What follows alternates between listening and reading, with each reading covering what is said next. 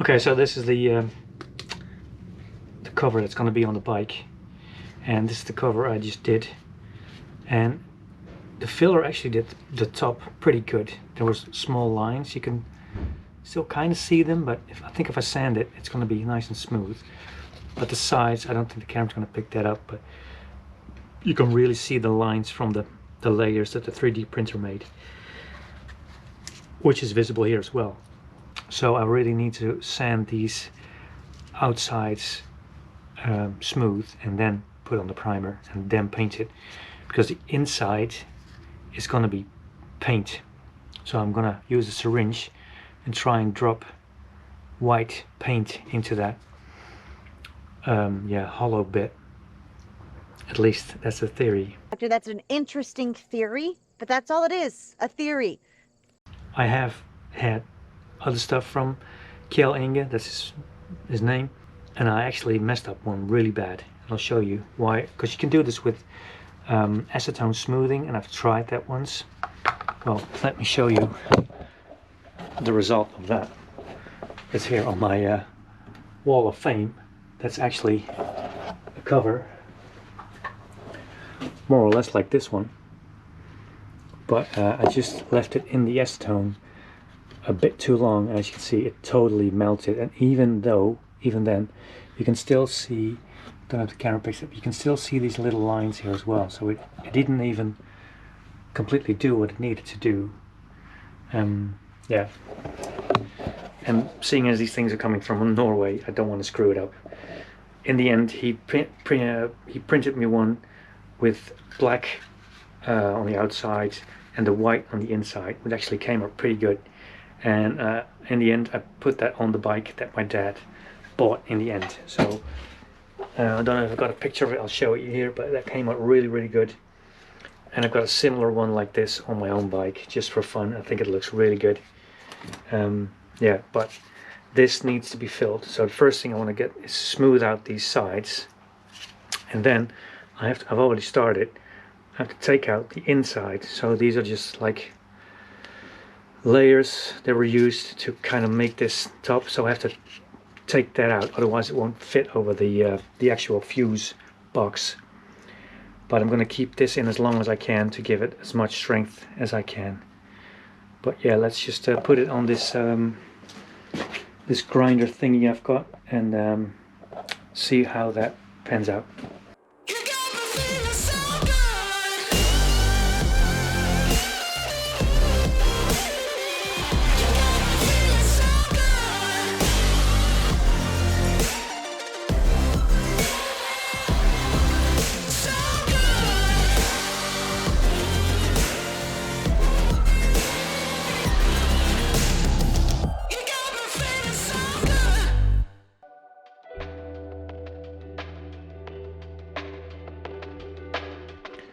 Now, if you haven't heard of Kjell Inge Hestad, you can visit his website on YouTube, where he's got tons and tons of videos on all sorts of things.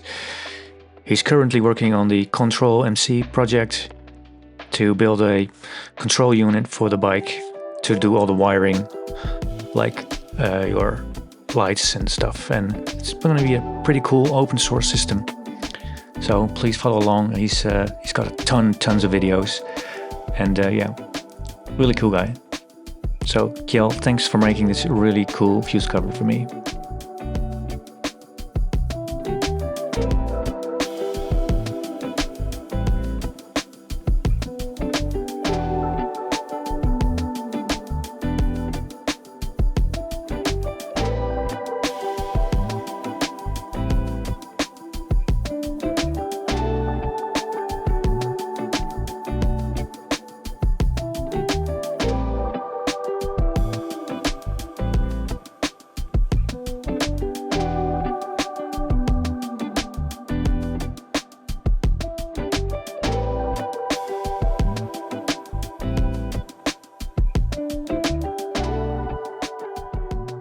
So I was just looking at our chat, and he said, do it wet, but then this actually picks up water, he says, the filament.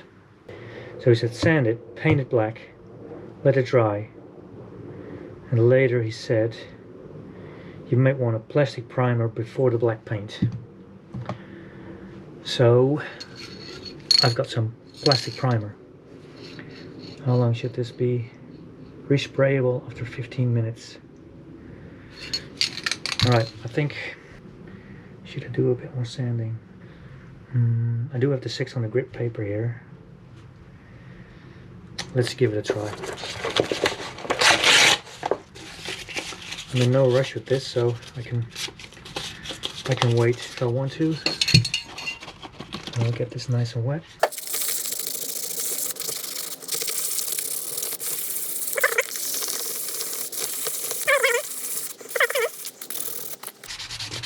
Now, I have had some issues with this primer, so this one a little bit doubtful. It's caused me more issues in the past than it did keep any paint on anything plastic. But I did the side covers of my CX500. I tried to paint it all over again with the primer, but it still won't stick. So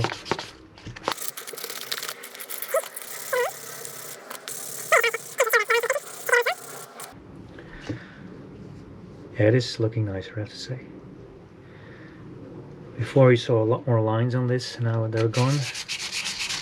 So the 600 grit was a good tip. If you ever watched Kjell Engel's videos, you know he knows stuff. So if he says use 600 grit, I'm going to use 600 grit. I think that's going to work just fine. Now I need to let this dry.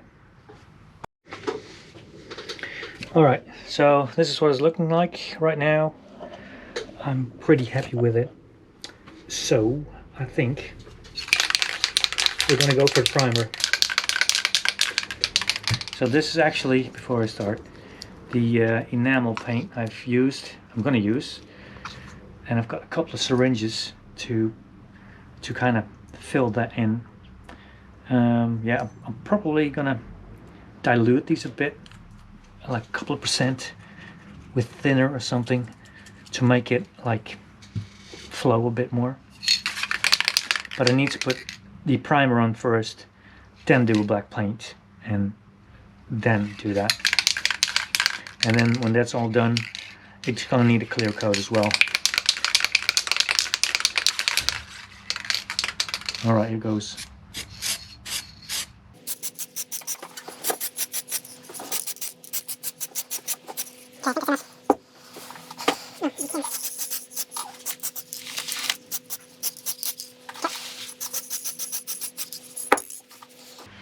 That's that done.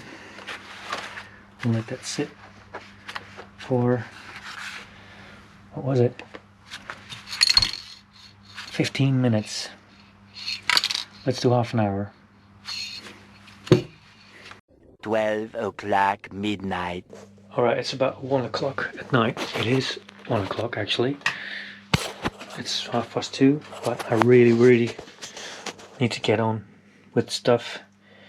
So I've treated these parts really good, cleaned them out, and I want to put some filler primer on this. So this stuff, just a coat that can dry overnight, and that can really remove all the like 3D printed stripes away, even though it's pretty smooth now. So tomorrow I can do a black coat on it, and then we can do the white coat, and then do the lacquer. But I really need to get going with this, so that's why I'm doing this very late at night.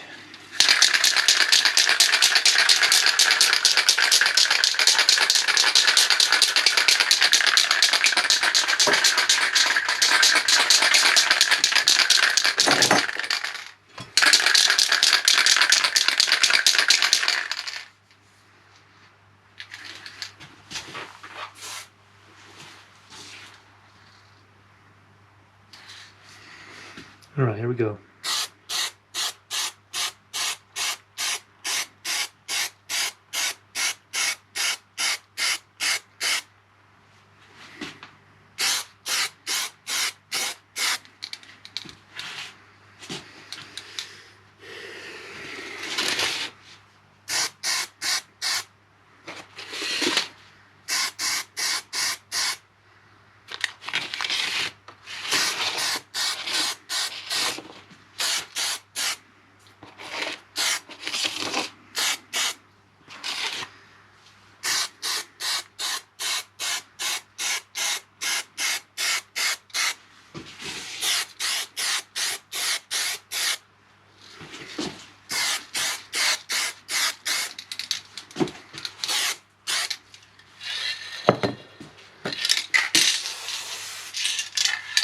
I really like this stuff.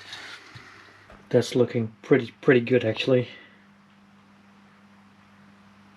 So I'll let this dry and then come back tomorrow.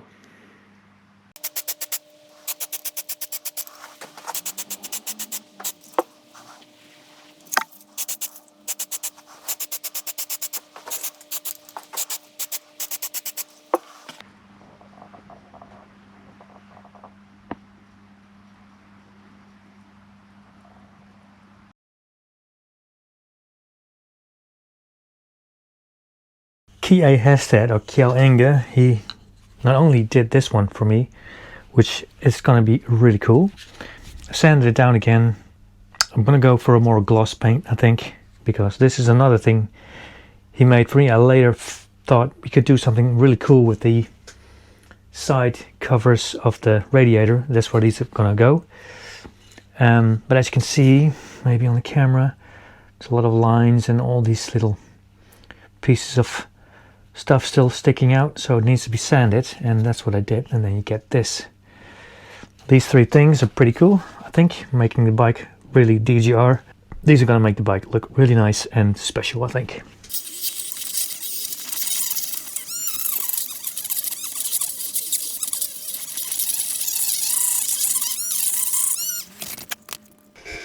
But now the back is closed, so I can actually try and fit this. Yeah, now it fits really nice. As you can see, perfect. 3 days later. Okay, so it's what is it? It's Monday morning already.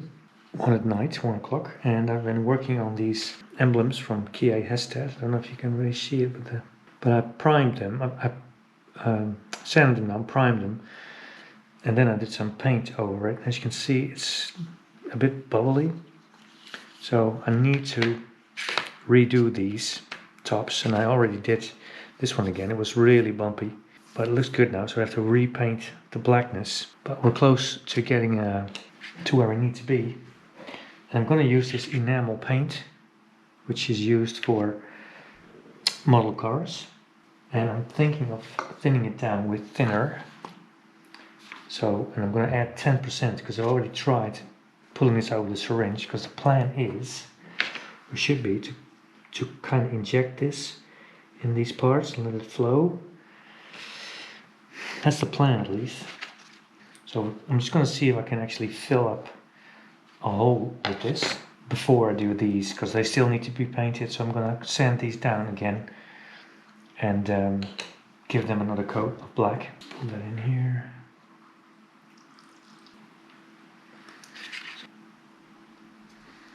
That's 1 point. Ooh, well, that's ruined. Okay.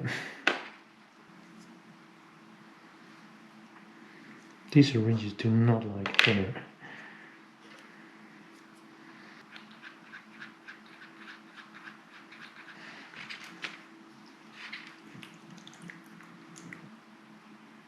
Okay. There's paint in there now.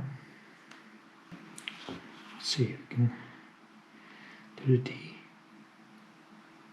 Now this was actually a lot harder, and the needle I've got was way too thick, so later I used a much thinner syringe. There's a lot of hairs on this still, so...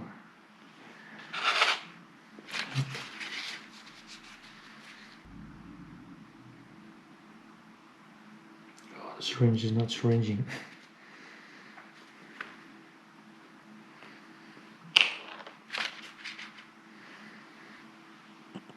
So I tried it with just without the needle. This actually didn't work. It was very inaccurate, and the paint was just getting all over the place. It does flow. Ooh, getting those tiny pieces. I need a bigger syringe, I think.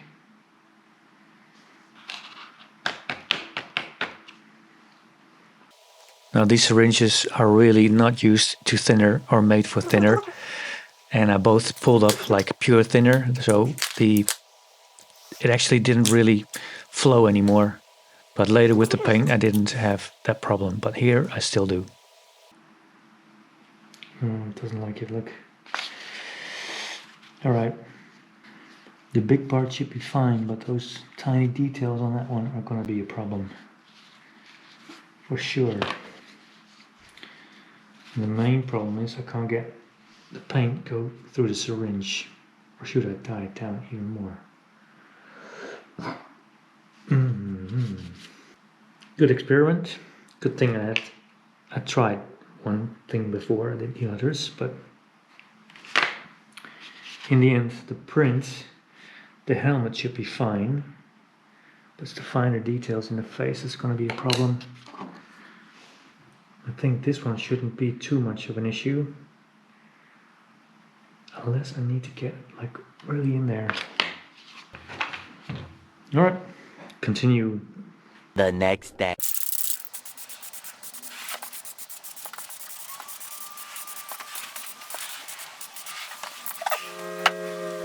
One eternity later.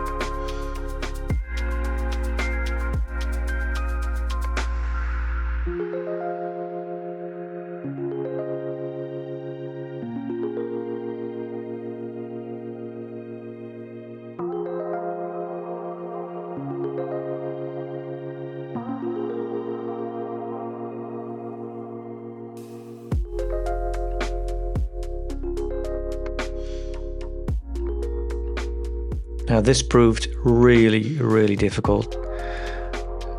A day later I did try to fill in the holes a bit more, because you can see it's really like going into the lines and stuff. It was really hard, and the outcome wasn't as pretty as I had hoped. But I don't have any more time, so I need to leave it as it is and maybe have another go when it's a bit more calm and rest. But yeah, I sure as hell gave it a try, and I kept these black, and yeah, they're perfect there. So these came out really nice. Right, thanks for watching. See you in the next part. See you at the DGR, and talk to you soon. Bye bye.